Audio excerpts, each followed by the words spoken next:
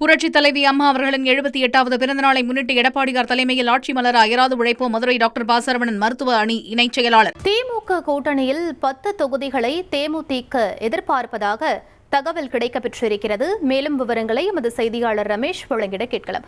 ரமேஷ், இதற்கான அதிகாரப்பூர்வ அறிவிப்பு எப்போது வெளியாகும் என்று எதிர்பார்க்கலாம்? முழு விவரங்களை பதிவு பண்ணுங்க. திமுக கூட்டணியில தேமுதிக அதிகாரப்பூர்வமா இணைஞ்சிட்டாங்க. இன்னும் ஒரு 2-3 நாட்கள்ல தேமுதிக இடையே தொகுதி பங்கீடு பேச்சுவார்த்தை நடைபெற இருக்கிறது.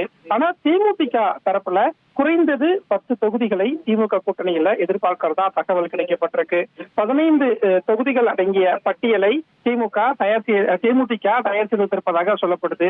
அதுல ரிஷிவந்தியம், விருதாச்சலம், விக்கிரவாண்டி, கெங்கவல்லி, சாத்தூர், விருதுநகர், மதுரை தெற்கு, திருப்பரங்குன்றம், பன்ருட்டி, விருகம்பாக்கம், சேலம் மேற்கு, கடலூர் உள்ளிட்ட 15 தொகுதியில இருந்து ஒரு 10 தொகுதியை எங்களுக்கு ஒதுக்கி தரணும் அப்படிங்கிறது தேமுதிகவின் கோரிக்கையா இருக்கு. அதே மாதிரி ஒரு ராஜ்யசபா சீட்டு தரணும் அப்படின்னு தேமுதிக தரப்புல எதிர்பார்ப்புகள் இருக்கு. திமுக தரப்புல தேமுதிகவுக்கு 6 இல்லைன்னா 7 தொகுதிகள் ஒதுக்க முன்வருவதா தகவல் கிடைக்கப்பட்டிருக்கு.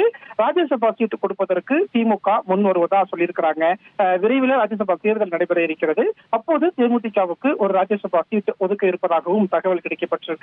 இப்படியாக தேமுதிகவின் எதிர்பார்ப்பு 10 என்று இருக்கக்கூடிய நிலையில திமுக தரப்புல 6 அல்லது 7 தொகுதிகள் பிளஸ் ஒரு ராஜ்யசபா சீட்டு கொடுக்கப்படலாம்.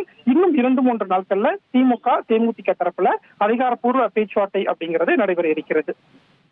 விவரங்களுக்கு நன்றி ரமேஷ். புரட்சித் தலைவி அம்மா அவர்களின் 78வது பிறந்தநாளை முன்னிட்டு எடப்பாடியார் தலைமையில் ஆட்சி மலர அயராது உழைப்போம் மதுரை டாக்டர் பாசரவணன் மருத்துவ அணி இணைச் செயலாளர்.